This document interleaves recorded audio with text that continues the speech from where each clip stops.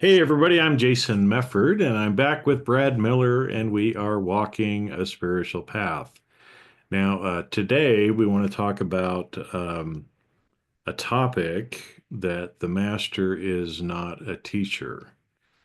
And this kind of comes from a quote that Brad came upon. So, Brad, maybe if you want to share that quote with everybody, and then let's get in and start talking about this topic because I Mhm. think it's one that's a little counterintuitive to people, Sure. but it really is the way it is. So, yeah. Yeah. So the quote that I came across, and there's a couple different lines that was in a book that I was reading, is this: A master is not a teacher of information, but rather one who facilitates another's ability to access all the answers they require on their own. The most profound instruction does not contain answers. It rather provides you with a means by which you may access your own answers. The deepest answers, the answers that are truest for you, must come from within yourself, for all truth is relative. Interesting quote, right? Hmm. Because I think, 3D wise, and especially on a spiritual path, so many people are looking for a guru, they're looking for a teacher, they're looking for Hmm. someone to tell them what to do. Hmm. But that's not what a master is, right? And that's not Hmm. the way that we're taught in the ancient ways. And there's a lot of different reasons for that. So I could go Yeah. lots of different places with this. So Yeah. I don't know if if you have some thoughts where you want to Yeah, try to let's go to let's just begin start with. by I agree. I think a lot of people, because you go through school and you've got teachers, and what do they do in school? They give you information and they tell you to memorize it. Or they say this is how you do things. They lay out ABC, 1 plus 1 equals 2. Everything is very linearly laid out for you to figure out. And at least through, I guess here in the US, through primary education, through high school, everything is very, the teacher, or maybe through lessons, in classroom or through a book, through homework, will give you the information that you're supposed to know. And basically your job is to memorize it, to kind of internalize it, to learn it in that standpoint. And so it's very easy, I think, to then carry that on to this spiritual path as well. We think, hey, I want to know, how do I become enlightened? How do I spiritually grow? What do I need to do to see dead people? All these things that maybe we were trying to do on the spiritual path. And so I think it's natural that we go back to, well, I need somebody who's going to give me the steps, give me the information. Is there a book that I can read that tells me these things? What's the 1, 2, 3, 4, 5, 1 plus 1 equals 2 of spiritual growth? And I think a lot of times people get frustrated and or disappointed, especially early on when they realize there is no book, that this is not how you learn these spiritual lessons. It's not a here's the information, you need to memorize it sort of a thing. There's a lot more to it than that, and you can kind of run off on why that is. Well, and I think it's interesting because, like you said, I mean, most people that are listening have been trained, in kind of Western learning is not even the right term for it, but it's what you explained, where Hmm. we're told certain things, we're supposed to memorize certain things, and we regurgitate them on a test, and we're told that that's the truth. That's what is, Yep. right? And I mean, there's a lot of problems with that in a lot of ways. So again, let's say that we go back to the 1700s and you're in a physics class. Well, you're going to be taught Newtonian physics, and you're going to be taught that that's the only way things are, right? And yes, Newtonian physics, there's truth behind it, and as it relates to large mass objects in physical form. But, then along comes Einstein. and the theory of relativity and a lot of people around that. And we start getting into the quantum, and all of a sudden it's like, well, now hold it just a minute, right? What I was taught is not necessarily true. And it's taken people a long time to actually say, well, shit, Einstein was actually correct. A lot of people have kind of fought it. They've done other experiments to try to prove it to themselves logically. And so that's kind of the educational system that we're used to in the West. Mhm. You tell me what I'm supposed to know, and I'm going to believe it, and I'm going to live it that way. And what's interesting is, when we think about the westernized world, a lot of it goes back to kind of the Greeks and the Romans in Western civilization, right? So if you took a class in college, like I did, about Western civilization, they usually like to talk about the Greeks and the Romans. And there's a lot of truth there. And what's interesting is there's the Socratic method, which was from Mhm. Socrates, and who was Greek. And how did Socrates teach? By asking questions. By asking questions. The student would ask a question, the teacher would ask a question back, and effectively make the student go find the answer for themselves. Now, there's a lot of reasons for doing that. Is That's the model of a because lot of law school classes as well. is the Socratic method, yeah. Yeah. And again, depending on where people were educated, who their professors were, some ascribe to that more than others, right? Mhm. But like you Yep. said, especially K through 12, a lot of it is here's what you have to believe, regurgitated on the test. Yep. But there's a lot of reasons for why that is the way truly on the spiritual path. A lot of reasons for it. One is there is no one right answer, Mhm. right? Is we're each on this path separately. We each experience our path on our own, in our own way. And so the answers are not necessarily the same for everybody. And so you can't, you can teach practices, you can show an example of how to do things, or show examples of how, we may do things, which is again what we're attempting to do here is don't believe us, but here's some things that have worked for us. Try it out, see if it works for Mhm. you, see if something else in your own way works for you, right? But it also kind of goes back to some of the codes of conduct that we talked about before of doing no harm, is people who are true spiritual masters, and I hate to kind of use the word teacher or guru, because a lot of people who use those terms are not actually on the path Mhm. of true spirituality. They're just trying to take people's money and tell them what to do. And maybe we'll get into that more in a little bit too. But true masters don't really teach. They don't even claim to be teachers, Mhm. but they show an example of what they do. They share stories about what they have gone through, what's worked for them. They may suggest certain practices or other things that one can do, but there's no dogma associated with it, right? It's you do it in your own way. So Mhm. for me, as an example, I've been given lots of different practices or exercises that I can do, and I'm taught a way to do it, but I'm encouraged to find my own way of doing it that works for me. Mhm. And so because of that, people that I work with closely, we're all kind of shared the same information, but then we all go away and we incorporate it into our lives in a slightly different way. And we share with each other, what's worked for us, what's worked for somebody else. And sometimes we kind of modify a little bit, what we do, and sometimes we don't.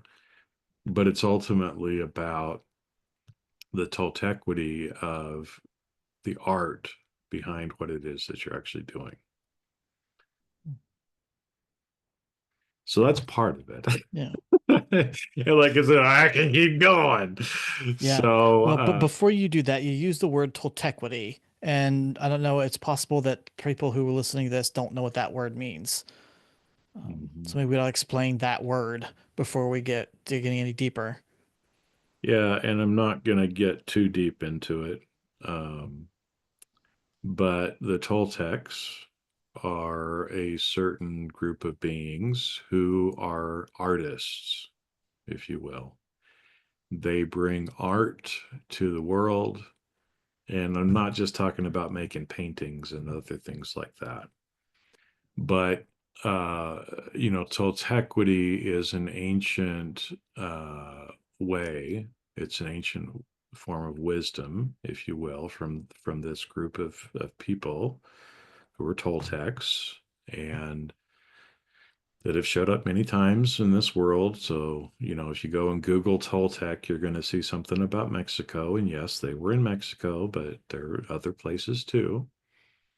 But one of the things we've made reference before to the Carlos Castaneda books Mhm.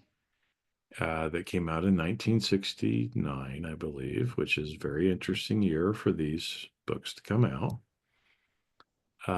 And it's often been said that those books were an introduction to Toltequity to the collective now. So, when you think about that, the way that Don Juan teaches is Toltequity. And so a lot of the ancient, you may call it shamanism, whatever, is rooted a lot in Toltequity. And so that's kind of where that comes from. And again, it's in Toltequity, you honor and respect the art of the other. They honor and respect the art of you. Because we all choose to do things in a slightly different manner. Like I said, so I'm trying to think of a concrete example that I can share here that will make sense about this. Um, one of the tools that I've been given, um, I've been given a lot of different artifacts to work with. How I choose to use those artifacts, I've been taught a certain way, but it's up to me, right, to place my own art, my own uniqueness, my own authenticity into the way that I use those artifacts, right? And there's no right way, there's no wrong way. I've been taught a certain way, but I'm encouraged to make it my own. That's part of tilt equity. Yeah, I mean, we talked about a couple episodes back, I think, about animal cards or different kind of, Mhm, using cards to kind of inspiration and things like that. And it's the same thing. mhm. Like I use my animal cards every day in a particular way that makes sense to me. Yep. And I know you use a little differently. You don't pull them every day. And so I know there's people who like, tarot, and there's people who pull different kinds of cards and they do different things. And same thing with crystals. People use crystals in different ways. Mhm. Some people like to wear them or have them in different places in their house. Some people, do ceremonies and things with them. Other people just kind of have them sitting out and different things. So it's all different kinds of tools. But like you said, the art part is in how you use them, how it makes sense to you to use them. Yeah. And it's kind of what just seems or feels right. See animal cars every day just feels right to me, and how I do it just feels right to me. But everybody has a different way that they feel right. Well, when you think about it's the intention behind it, right? So, you have a particular intention when you pull cards each day to get some sort of I'm not trying to put words in your mouth, so correct me if I'm right, if I'm I wrong will. here, Brad. But, you know, most people use cards to get guidance, to focus their attention and their awareness on higher things, on things that they should be focused on, should be aware of, you know, to have guidance in how to live your life for that particular Hmm. day, right? And so cards, you know, whether they're animal cards, tarot, you know, other decks, Ganesh, I mean, there's so many different card decks that are out Yep. there, right? And when you pull them, they're a tool that helps give you guidance for what you need right now. Hmm. And so that's why, you know, you can pull the same animal card, you know, 5 days in a row, which you have. Almost 5 days in a row. Yeah. Yeah, and but yet when you read the information about the card, something different lands for you each day. Hmm. It's the same card. It's the Yeah. same card, but something different lands for you each time you read it. You know, and you may underline it and the same few things may pop out to you, but something different pops out too, Yep. right? So that's one way of doing it. You know, people can also just sit in a meditative state. You know, you can actually do some sort of formal meditation. You can do a guided self-hypnosis. You can do a, you know, listen to a guided meditation. There's lots of other tools that you can use for that particular intention, Hmm. right? If that's what you set yourself to be. Um, and it's whatever resonates for you and whatever way you choose to use it. Hmm. And sometimes you'll choose to use different tools at different times, and that's okay. You may Yep. use one tool, right? Like you've been using animal cards for a long time. Well, tomorrow you Hmm. might wake up and say, hmm, I don't need to use a medicine card today. I need to do something different.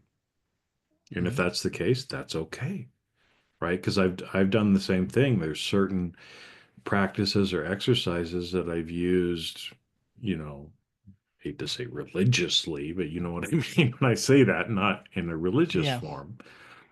And then all of a sudden, it's like, oh, okay, I guess that served me. Now it's time to use a different tool. Hmm. And it's no different than having a toolbox or a tool pouch. We were talking about that before we started the conversation. Hmm. And there's just certain tools that work better for certain applications, Hmm. certain tools that we're more comfortable using, right? And sometimes they're not even for the intention that they were made. So I'll give you an example, and here's art. Okay. I was installing some new flooring. Okay. And so up next to the front door, I had to take the threshold off, right, which is the metal piece that's on the Hmm. ground underneath the front door. So I had to take that off to be able to put the flooring underneath it.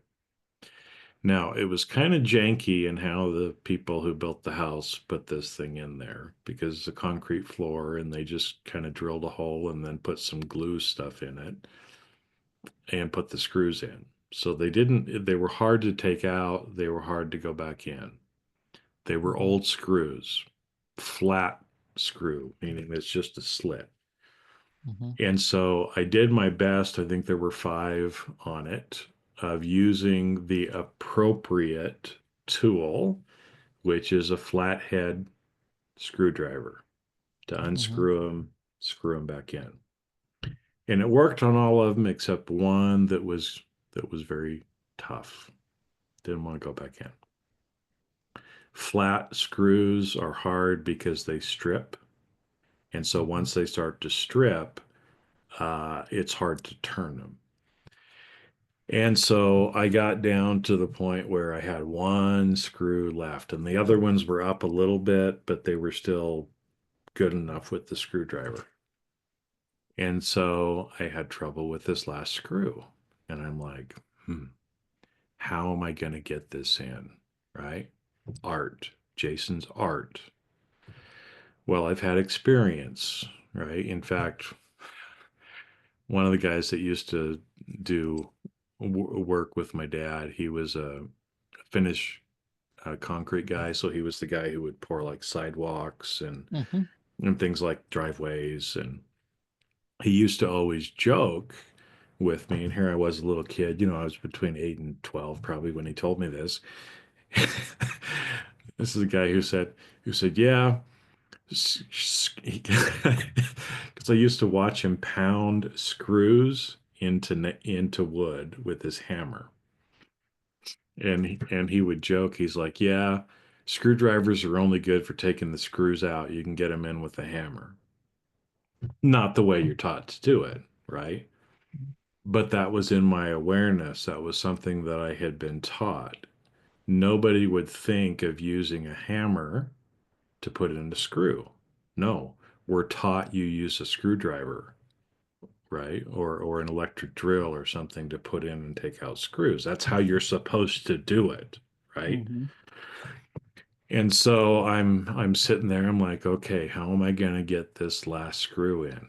Aha, idea, art from Jason, right? So I get up and I go over and I get my hammer, and my partner's walked out of the room because I know what she's gonna say if she sees me do this, right? Hmm. And she walks back in the room just as I kneel down to do what I'm going to do. And I said, could you just walk out of the room for a couple of seconds? So she walks out, bam, bam, bam, bam, bam, bam. All the screws were where they needed to be right now. So there's an example again. I used a hammer in a non-traditional way, right? Not the way I was taught, not the way people would teach you to do it. No, a hammer, you pound things, you pull out nails with them. That's how you're supposed to use that tool. But I, through my art, found a different way of using that tool in the particular situation that I was in, and it worked perfectly.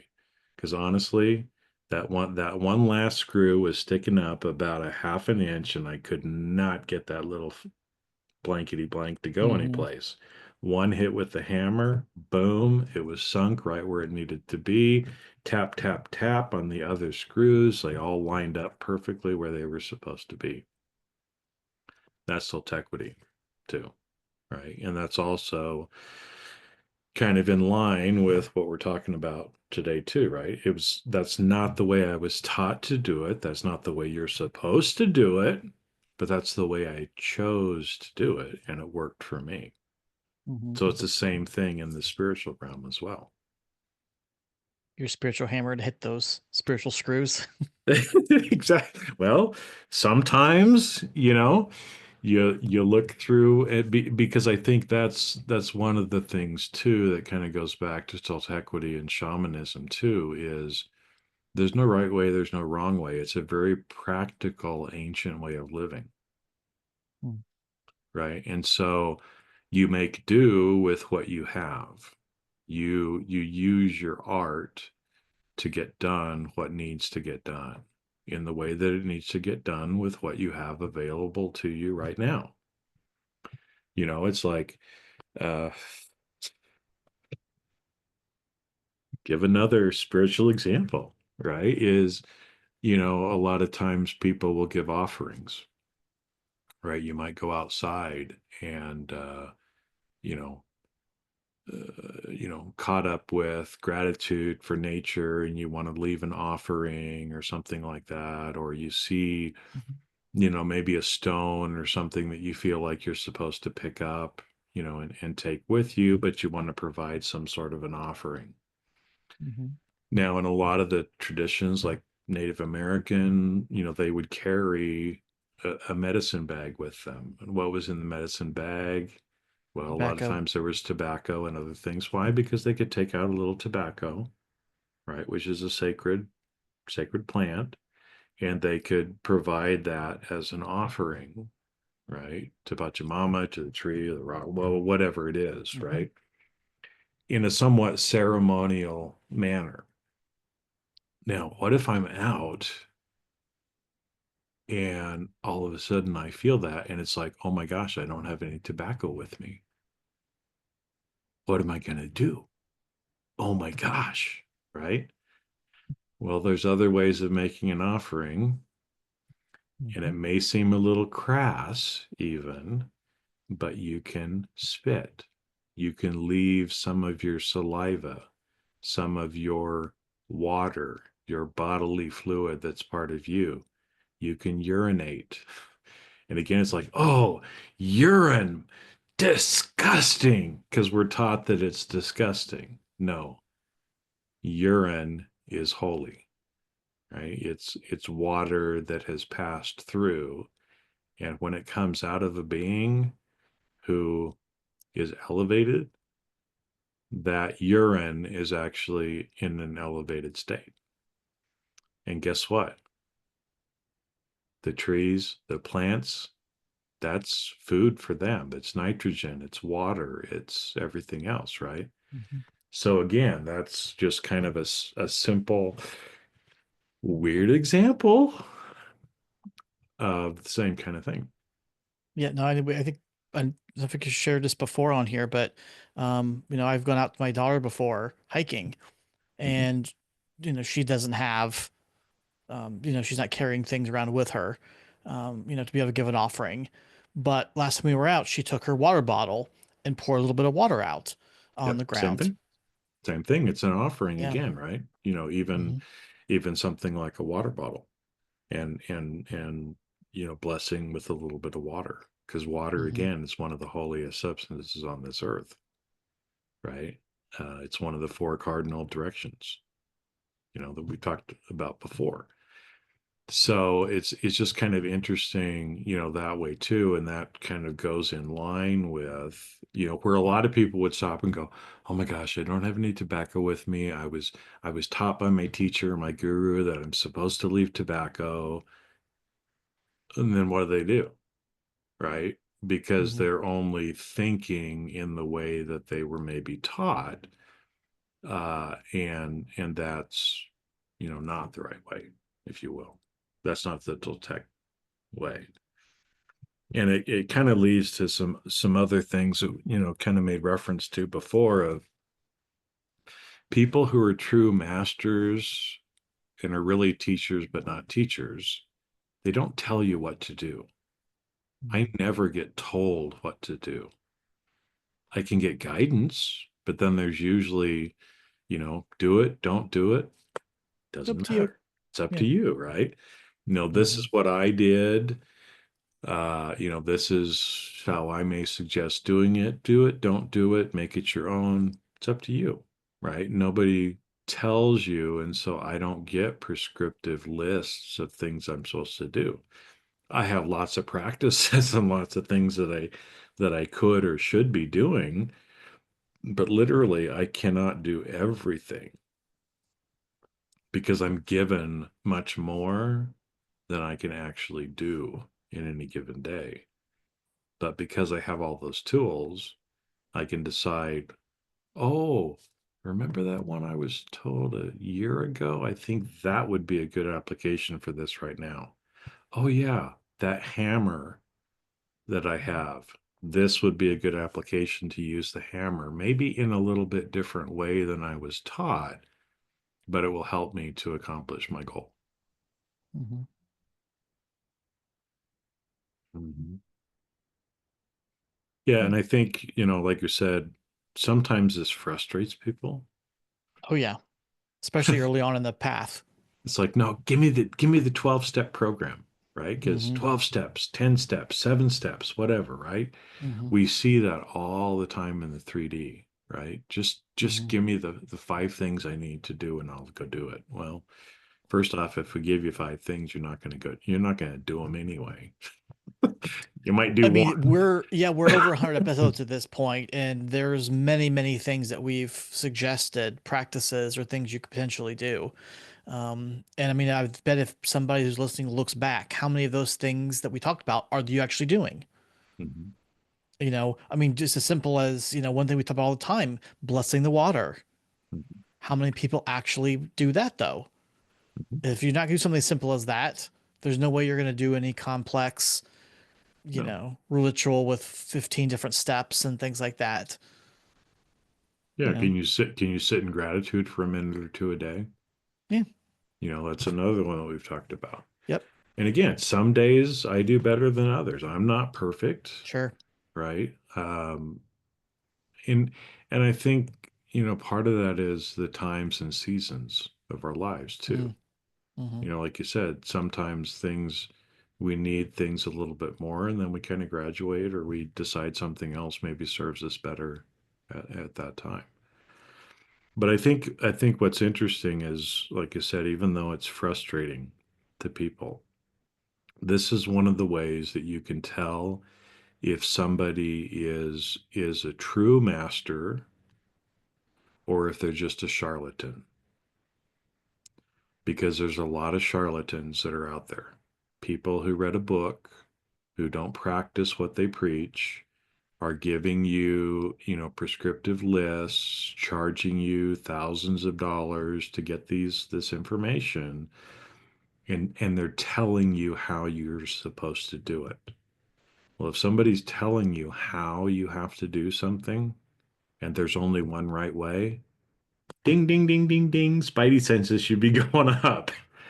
hmm They're not a true master. They're not actually leading you down the right path. You have to think for yourself. You have to do it yourself. You have to experience it. You have to do the work yourself. hmm And without that, then you don't get the results. And so I think it's because what's interesting is the term master is not a teacher. It's one who has mastered certain things. hmm They haven't mastered everything necessarily, but they've mastered certain things. And so we can learn from their example, we can learn from their experiences, but we still have to do the work. And they're not going to tell us that you have to do it the way I did it because that's the only right way. I'm right, you're wrong. Sort of thing. But they share. And so for me, I know, sometimes I talk to my mentor and we talk about all kinds of things.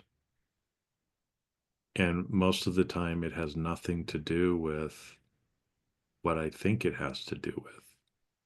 hmm And so I always have to be aware and think, why is he telling me this same story that he's told me 10 times before?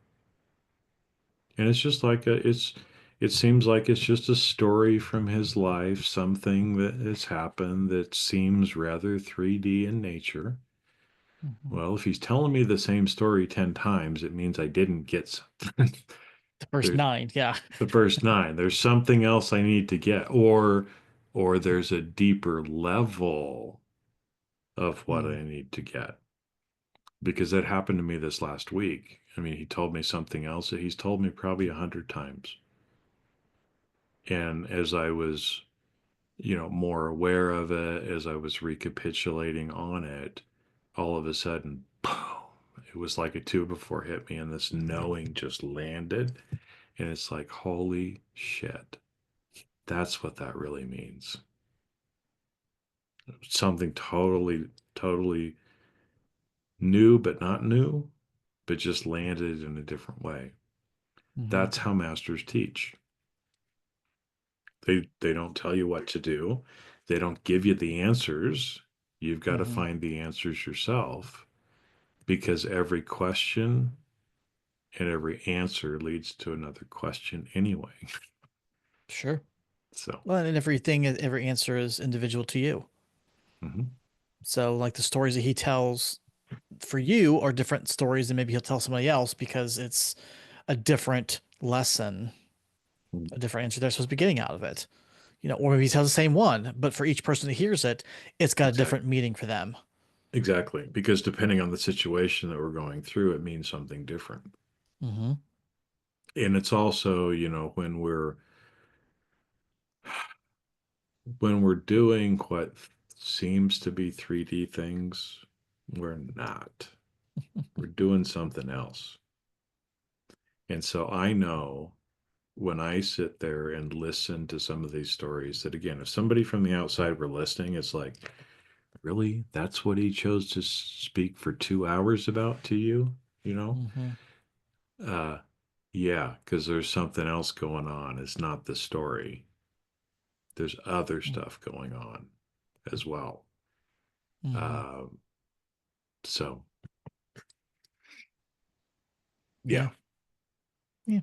So yeah, so if you're expecting to get a guide, one, two, three explanation of some of these spiritual practices, of how you get to accomplish some of these things that maybe you're looking for on the path, um, the spiritual growth, all this kind of stuff, you're not going to find it. And if that's what you're expecting, you're going to be very disappointed, because that's Or you're not, going to find a charlatan who's going to give that to you, and it's going to cost yeah. you a lot of money, and it's going to cost you spiritually as well because you're giving up your Mhm. power to that other person.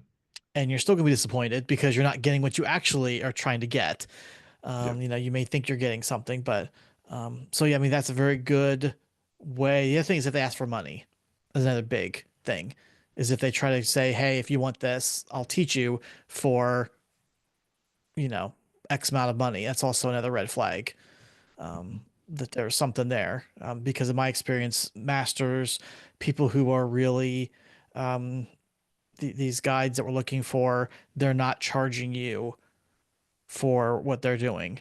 And these sort of monetary compensation is either you voluntarily giving it them, kind of an I need reciprocity concept, where you're kind of, in gratitude giving back, exchanging energy, or it's merely to kind of compensate maybe for their time, or, some of the expenses that they may have incurred, but it's not because you're paying them for whatever it is that they're supposed to be telling you or teaching you. So, um, again, just kind of some red flags. Yeah, and that's another telltale sign, and the same thing is, if people come to you and claim to be a master, or claim to be a teacher, or claim to be a guru, and I've done this, and look at me, and I can help you, do the same because I know how to do it. Well, that's spiritual ego too. And then if there's money Mhm. associated with it, ding, ding, ding, spidey senses, be aware, right? Be Mhm. aware because again, in the ancient traditions, there's no money expected. And like you said, Brad, there's Ini, Mhm. some of that could be money, it could be other things, right? You Apparently, never, urine would suffice for huh? in some cases. In some cases, it would, Yeah. right? Our time, Hmm. that's some of the difference. Some of the offerings or things that we make, are a way of doing that as well. Hmm. Um, but there's no expectation for it because it has to come from one's heart. Right. And if it doesn't come from one's heart, then people don't want it if they're truly on the path, right? If they're Right. truly that way. And so, like you said, and again, don't believe us, but go back and think about, all these sometimes we refer to ascended masters, right? Masters who have ascended and no longer incarnate in this in physical form here. And see how many of them, right, were actually charging money for what they do. I mean, again, can you imagine Jesus, right, coming in and saying, "Hey, everybody, I'm going to be giving a Sermon on the Mount here on Tuesday. For anybody who'd like to come hear me talk, it's going to be, $500 for you to get into the mount to hear me speak. Yeah. Admission fee. Admission fee. I don't think so, right? I don't think that the Buddha said, "Oh, here's, 20 people who are my closest followers. But to be my closest followers, you need to pay me $50,000 a year, right? To have the Mhm. privilege of The inner being circle in access in to in me. my inner circle to me. No, that is not what the Buddha did, right? So if you really, want to learn from a master, look at what they're doing too, Mm. because that's not the ancient ways. You do not charge money for spiritual help. Yeah, It's verboten, you know. Um, but you need to help take care of, out of the goodness of your heart, those who you're gaining from, who you're sure. learning from, right? I think the But Carlos that, Castaneda books are a great example of that. If you looked at, the Don Juan in there, at no point did the apprentice ever pay him for the things that he taught him. no, That was not the relationship that was going on. no, It was not a you pay me, I give you. And he also didn't ever say, okay, here's the playbook, here's one, two, three either. It was always questions that he asked him, um, or experiences that he helped him go through so that the apprentice could learn himself these lessons. Um, that's the way. yeah. And the apprentice never showed up empty-handed, Hmm. even though Don Juan never expected or asked for anything. The Hmm. apprentice never shows up empty-handed, right? And that's Hmm. that's true. And you can go back and look again in any ancient tradition. If you approach the elders of the tribe, you do not go empty-handed. They're not expecting it. They'll do it for you even if you don't, but you won't receive the full blessings if you show up empty-handed, because that goes back to Aini, we've talked Hmm. about before. Yeah. So, so yeah, I mean, I think we've talked a lot about kind of the idea of masters. Um, I don't, I mean, I'm sure the question that people have in their minds and is how do I find these people? I don't know if we have enough time to really go into that today because that's a whole other conversation on its own. Um, but again, I think if you're doing a Google search, you're not going to find these people. If you're streaming on social media trying to find, the Instagram account or the Facebook page of your local ascended master, you're not going to find it. Like that's not how that works. Like, Right. um, A little yellow page ad. Yeah. yeah, Oh, well, maybe we'll talk about that because that actually may go well with the next topic we were planning to record sure, today, too. So cool. stay So tuned, everybody. that's incentive for you guys to show up next time. So with that, we will wrap up today's episode. Hopefully, you guys got a lot out of it. Um, I know this was something that I didn't know going in. Like you just don't realize what you're supposed to get into when you start this necessarily. And so just maybe some of this kind of information for you is helpful so that you're kind of going in it open-eyed. You're not making some of these mistakes of running into some of these charlatans, some of these people who are just trying to get your money. And maybe they think that they're trying to help you. They legitimately think, hey, I'm trying to help. It doesn't necessarily mean that they're nefarious when they're doing these things, but they're not really masters and they're not really the people that you're looking for, that's going to give you that guidance and things that you're trying to seek. So hopefully you guys found some information from that, um, and helps you as you're going down your path. Exactly. So have a great week, everybody. Many blessings to you, and we look forward to having you back on a future episode. Bye.